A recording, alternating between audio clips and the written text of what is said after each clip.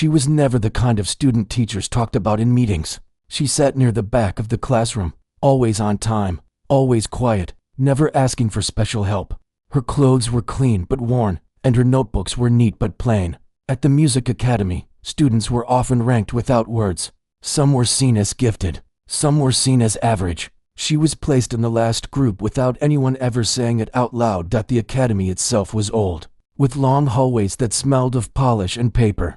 The piano rooms were on the second floor, and most students avoided the far room at the end. That room had an upright piano with a few keys that stuck, and the sound was not perfect. That was the room she practiced in, day after day, because no one else wanted it. Her home was small, and money was always tight. Her parents worked long hours and did not understand music beyond knowing it mattered to her. They never pushed her to be the best.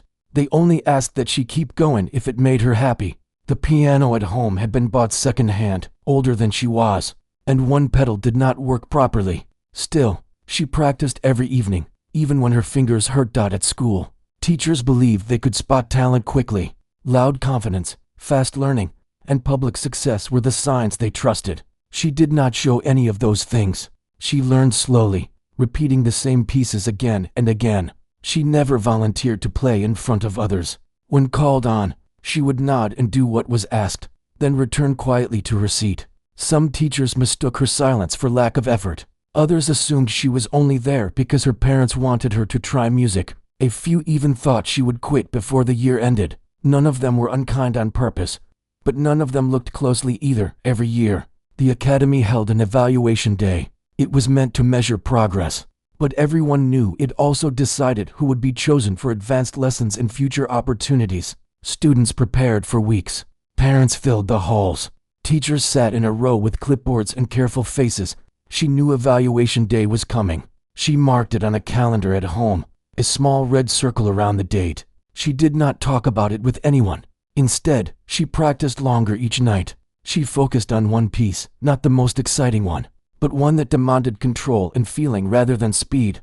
Sometimes she failed while practicing. Her hands slipped. A note cracked. She would stop, breathe, and begin again. She learned to listen to the sound, not just play it. The piano became a place where she could speak without words. At school, other students whispered about who would impress the teachers this year. They spoke of difficult songs and flashy endings. She listened without joining in. She kept her music sheets folded carefully inside her bag, edges worn soft from use. The day before the evaluation, she stayed late after class. The halls were nearly empty. The old piano room was quiet except for the ticking of a clock. She played through her piece one last time, slowly, not trying to be perfect, only honest. When she finished, she closed the lid gently and sat still for a moment. Evaluation day arrived cold and gray. The sky outside the windows looked heavy. Students gathered in small groups, some stretching their fingers, others pacing. She sat alone on a bench near the wall, hands folded in her lap. When her turn was called, there was no surprise in the teachers' faces. A few of them exchanged brief looks, the kind that said they already knew what to expect. One teacher gave a small polite smile. Another raised an eyebrow slightly. She walked into the room and saw the grand piano waiting at the center. It looked different from the one she practiced on. The keys were smooth. The sound would be louder, clearer. For a moment, her heart beat faster. Then she reminded herself that music was still music, no matter the instrument. She adjusted the bench carefully, the way she always did. She placed her hands on her lap and took a quiet breath. The room was silent behind her. She could feel eyes watching, measuring. In that moment, she was not thinking about teachers or scores. She was thinking about evenings at home, about learning to keep going even when things were hard. She lifted her hands toward the keys, ready to begin. This was only the start, but it was the moment everything rested on, even if no one else realized it yet. Her fingers hovered above the keys, not shaking, but still. The room felt larger than it really was. The teachers sat in a straight line, papers ready, pens loose in their hands. They had seen hundreds of students sit the same way before. Most of those moments blended together in their memory. She placed her hands down slowly, feeling the smooth surface of the keys. They were colder than the ones she practiced on.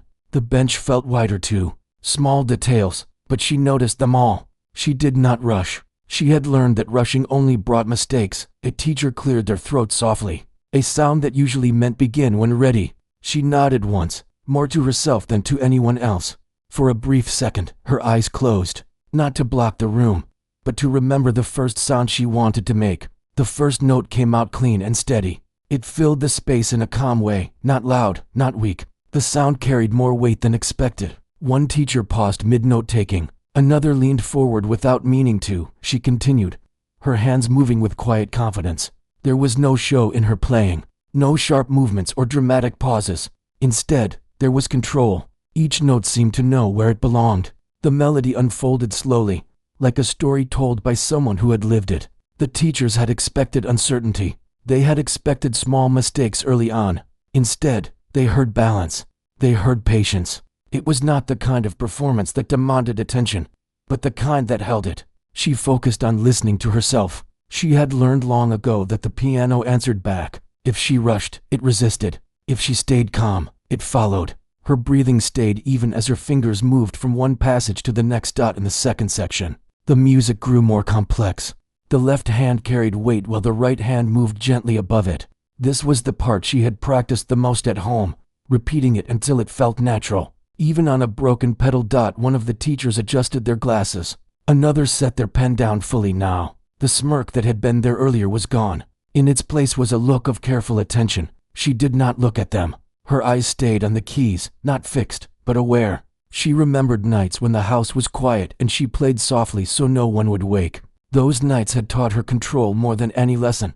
The room seemed to change. What had felt heavy before now felt still. Even the clock on the wall felt quieter. The sound of the piano filled the space without pushing against it. As she reached the middle of the piece, there was a moment of tension written into the music. Many students rushed through it, afraid of missing notes. She slowed slightly instead, giving each sound time to settle. A teacher shifted in their chair. Another exchanged a glance, not of doubt now, but of surprise.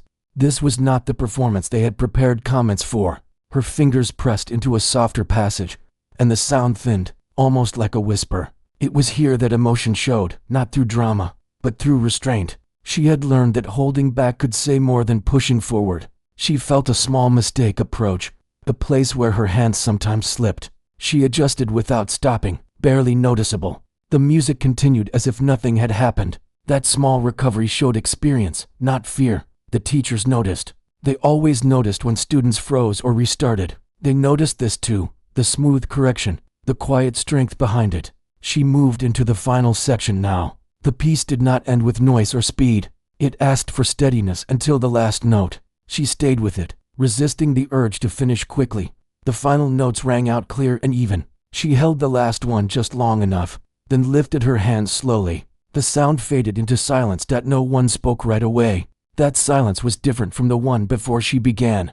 It was full, not empty. She rested her hands in her lap, waiting. Her heart beat faster now, but she kept her posture calm. She had done what she came to do. One teacher finally cleared their throat again, but this time it sounded unsure. Another looked down at their paper, then back up at her. She stood when it seemed right and gave a small polite nod. She did not smile, not because she was unhappy, but because she was still inside the moment. As she walked out of the room, she did not hear the quiet words exchanged behind her. She only felt a lightness in her chest, the kind that came from being honest with something you cared about. In a hallway, other students looked up as she passed. Some smiled politely, others barely noticed. She sat back on the bench near the wall, hands folded again.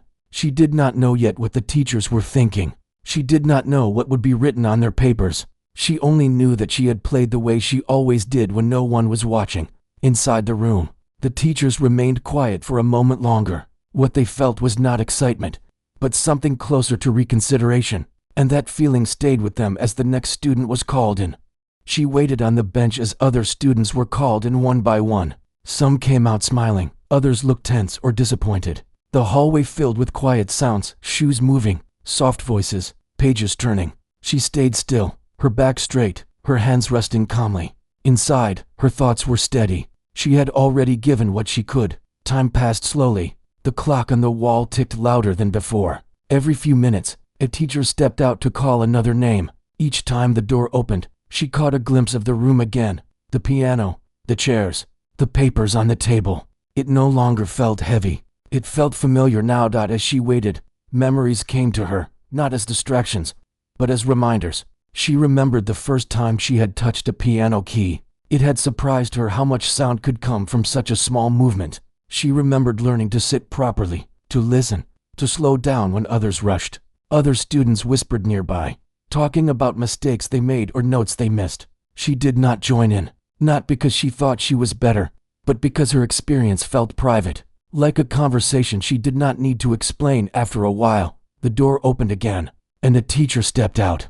This time, instead of calling another student, they looked down the hall and then back at her. "Could you come inside again?" the teacher said, their voice careful. She stood at once, surprised but calm. She walked back into the room, her steps quiet on the floor. The teachers were still seated, but their posture had changed. Papers were pushed aside. Pens rested on the table. She stopped a few steps from the piano, unsure of what was expected. No one smiled. No one frowned. The room felt serious, but not cold. One teacher spoke. They said they wanted to hear a short section again, just a few measures from the middle. "Nothing difficult," they added. "Just that part." She nodded. She moved back to the bench and sat down.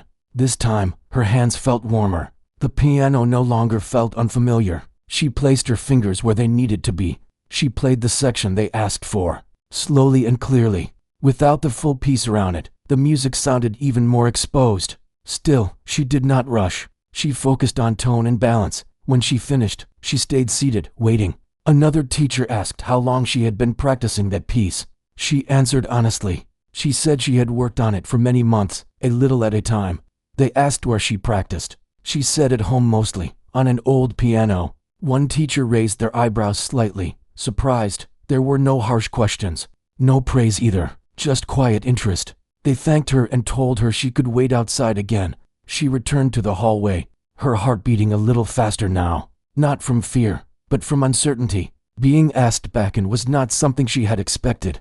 More time passed. Finally, the evaluations ended. Students began to leave with their parents. The hallway grew emptier. She remained seated until a teacher approached her once more. They asked her to wait a little longer. "Just a few minutes," they said. She nodded and stayed where she was. Her parents were not there yet. They were working and would come later. She was used to waiting. Inside the room, voices were low but serious. She could not hear the words, only the tone. It was thoughtful, not rushed. When she was finally called in again, all the teachers were standing. That alone told her something was different. One teacher spoke, this time more directly. They said they had underestimated her, not as an apology, but as a fact they needed to say out loud. They said her playing showed maturity and patience that could not be measured by speed or volume. They said it showed listening. She stood quietly, unsure how to respond. Compliments had never been common for her. She simply listened. They explained that evaluation day was not only about today, but about future paths. They asked if she was willing to take on more challenging lessons. She answered yes, softly but clearly. They nodded. One teacher smiled then, not a smirk, but a genuine expression. Another said they looked forward to hearing her again. That was all. No long speech, no applause, just recognition. She thanked them and left the room for the last time that day. In the hallway, the light from the window seemed brighter than before. When her parents arrived later, she told them simply that it went well. She did not explain much more. They smiled and said they were proud. That evening at home, she sat at the old piano again. The keys felt uneven, the sound thinner, but it was still hers. She played the same piece, not for practice now, but for comfort. She understood something new as she played. That being seen did not change who she was. It only changed what others noticed. The next days at the academy felt different. Teachers greeted her by name now, not loudly, but with awareness. She was invited to rooms she had never used before. Some students looked at her with curiosity. Others asked how long she had been playing. She answered simply. She did not feel the need to explain herself. She returned to her habits, her quiet focus, her steady work. But inside, something had shifted. Not pride, but confidence. She knew now that being quiet did not mean being invisible, and that knowledge stayed with her, growing stronger each time she sat down at the piano. The change did not happen all at once. It came quietly, like most things in her life. The day after the evaluation, she arrived at the academy at the same time as always. She walked the same halls, carrying the same worn bag, but the way people looked at her had shifted. A teacher nodded at her as she passed. Another asked if she was ready for her next lesson. The words were simple, but the attention behind them felt new. She answered politely and continued on, unsure how to carry this new awareness. Her lessons became harder. The music placed in front of her was no longer chosen because it was safe, but because it demanded growth. Some pieces felt too big at first. She struggled again, just as she always had. The difference was that now, struggle was expected, not judged. She returned to the old practice room less often. Instead, she was guided to rooms with better instruments. The sound was fuller there, clearer. At first, it almost scared her. Every mistake felt louder, but she learned to adjust, just as she always did. At home, nothing changed. The old piano was still waiting for her every evening. The broken pedal still caught slightly. She practiced anyway. In some ways, it grounded her. Success at school did not erase the work that brought her there. One afternoon, a teacher asked her to stay after class, not because she had done something wrong, but because they wanted to talk. They spoke about a small recital coming up. Nothing large, nothing public, just a chance to play for a small audience. She listened carefully. Performing had never been her goal. Playing honestly had. Still, she agreed. The days leading up to the recital were quiet but focused. She practiced more carefully now, not longer, but smarter. She learned where to save energy and where to lean in. She learned that rest mattered too. Some students began to treat her differently. A few asked for advice. She gave it when she could, always simple, always honest. Others watched her from a distance, unsure what to think. She stayed the same. She did not talk more. She did not try to stand out. Music was still a private place for her, even when shared. The recital was held in a small room with soft lighting. Chairs were placed in neat rows. Parents filled the front seats. Teachers stood along the walls. She waited backstage, if it could be called that, listening to the muffled sounds of applause as other students played. Her turn came sooner than she expected. She walked onto the stage and sat at the piano. The lights were warm. The audience was close enough that she could see faces, expressions, quiet hope. She took a breath and began. The piece was not flashy. It did not rush to impress. It unfolded slowly, inviting listeners to lean in rather than sit back. She played with the same focus she had in the evaluation room. The audience grew quiet. Even children shifted less in their seats. The sound filled the room gently, steady and calm. She felt present, not watched. The piano felt like an extension of her hands, not something separate. She trusted it, and it trusted her. When she finished, there was applause. Not loud at first, but warm. It built naturally. She stood and bowed once, her face calm. After the recital, teachers spoke to her parents. They talked about potential, about direction, about care. Her parents listened, proud but grounded. They knew her effort better than anyone. Later that night, at home, she sat in silence for a long moment before playing again. She realized that being seen had not changed her love for music. If anything, it had deepened it. In the weeks that followed, opportunities continued to appear. Advanced classes, better guidance, honest feedback. She accepted what felt right and declined what did not. She learned that saying no could be just as important as saying yes. The memory of the teacher smirking on evaluation day did not make her angry. It reminded her how easy it was to miss quiet strength. She carried that lesson with her, not only in music, but in how she treated others. She listened more carefully. She judged less quickly. At the piano, she continued to grow, not chasing praise, but understanding. Each note became a choice, not a performance. And with every choice, she moved forward, steady and sure. Time moved forward in small, steady steps. There was no single day when everything changed, no sudden moment of fame or praise.